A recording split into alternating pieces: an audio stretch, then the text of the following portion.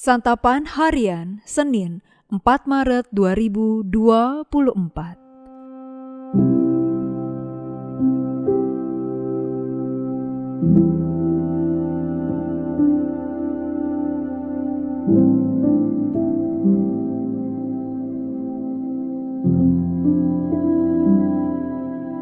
Inilah program Santapan Harian, sebuah program yang mengajak Anda menelusuri isi Alkitab, agar Anda menemukan makna firman Tuhan sesuai dengan konteksnya.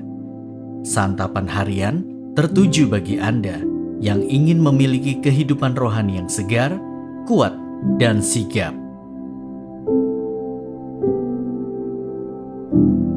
Hari ini kita akan membaca Markus pasalnya yang ke-12, ayat yang pertama hingga ayatnya yang ke-12. Namun sebelumnya, mari kita berdoa. Tuntunlah kami ya Bapa di dalam perenungan-Mu saat ini, di dalam cinta Putra-Mu yang kudus, Yesus Kristus, kami berserah. Amin. Markus 12 ayat 1-12. Lalu Yesus mulai berbicara kepada mereka dalam perumpamaan. Ada seseorang membuka kebun anggur dan membuat pagar sekelilingnya. Ia menggali lubang tempat memeras anggur dan mendirikan menara jaga. Kemudian ia menyewakan kebun itu kepada petani-petani, lalu berangkat ke negeri lain. Ketika sudah tiba musimnya, ia mengutus seorang hamba kepada petani-petani itu untuk mengambil sebagian dari hasil kebun itu dari mereka. Namun mereka menangkap hamba itu dan memukulnya, lalu menyuruhnya pergi dengan tangan hampa. Kemudian ia mengutus lagi seorang hamba lain kepada mereka. Hamba ini mereka pukul kepalanya dan permalukan. Lalu ia menyuruh seorang hamba lain lagi, dan orang ini mereka bunuh. Demikian juga dengan banyak hamba yang lain. Ada yang mereka pukul dan ada yang mereka bunuh. Masih ada satu orang lagi padanya, yakni anaknya yang terkasih. Akhirnya ia mengutus dia kepada mereka. Katanya, "Anakku akan mereka segani." Namun petani-petani itu berkata seorang kepada yang lain, "Inilah ahli waris, mari kita bunuh dia, dan warisan ini akan menjadi milik kita." Mereka menangkapnya dan membunuhnya, lalu melemparkannya keluar kebun anggur itu. Sekarang apa yang akan dilakukan oleh tuan kebun anggur itu? Ia akan datang dan membinasakan petani-petani itu, lalu mempercayakan kebun anggur itu kepada orang-orang lain. Tidakkah kamu membaca nas ini? Batu yang dibuang oleh tukang-tukang bangunan telah menjadi batu penjuru. Hal itu terjadi oleh karena Tuhan, suatu keajaiban di mata kita. Lalu mereka mencari jalan untuk menangkap Yesus, karena tahu bahwa mereka lain dimaksudkannya dengan perumpamaan itu. Tetapi mereka takut kepada orang banyak. Mereka membiarkan dia, lalu pergi.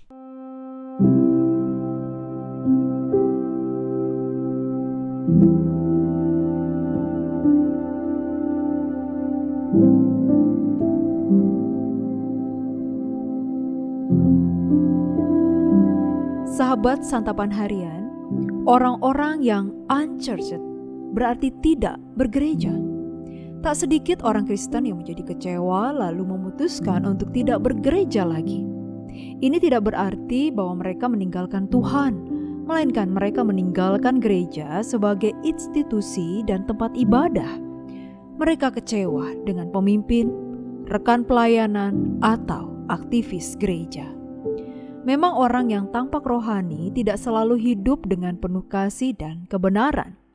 Yesus sudah melihat hal ini melalui kehidupan para imam, ahli Taurat, dan tua-tua yang adalah pemimpin rohani umat Tuhan. Mereka diibaratkan sebagai petani upahan kebun anggur, sedangkan kebun itu sendiri adalah lambang bangsa Israel.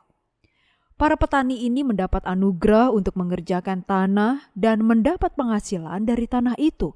Tetapi ini tidaklah cukup. Mereka secara keji menganiaya hamba-hamba utusan tuan tanah yang meminta hak sebagai pemilik tanah yang sudah seharusnya memperoleh haknya. Di sini kita melihat kemurahan tuan tanah yang adalah gambaran Allah yang tidak berhenti mengirim nabi-nabinya sekalipun terus dianiaya.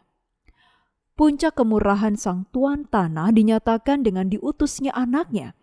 Dan ini merupakan gambaran dari Mesias yaitu Yesus sendiri.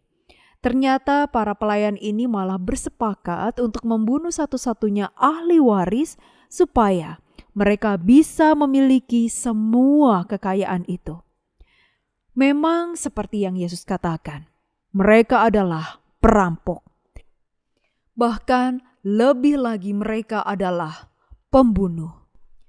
Mengerikan sekali perampokan dan pembunuhan yang dilakukan oleh pemeluk agama dalam konteks peribadatan keagamaan.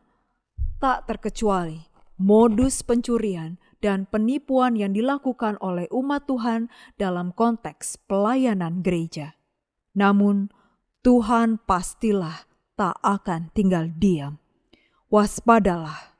Di dalam praktek agama bisa terselip keculasan yang mengerikan dan memakan korban. Kita harus berani bersuara seperti Yesus dan meminta Roh Kudus untuk memelihara hati kita agar kita tidak menjadi culas. Mari kita berdoa.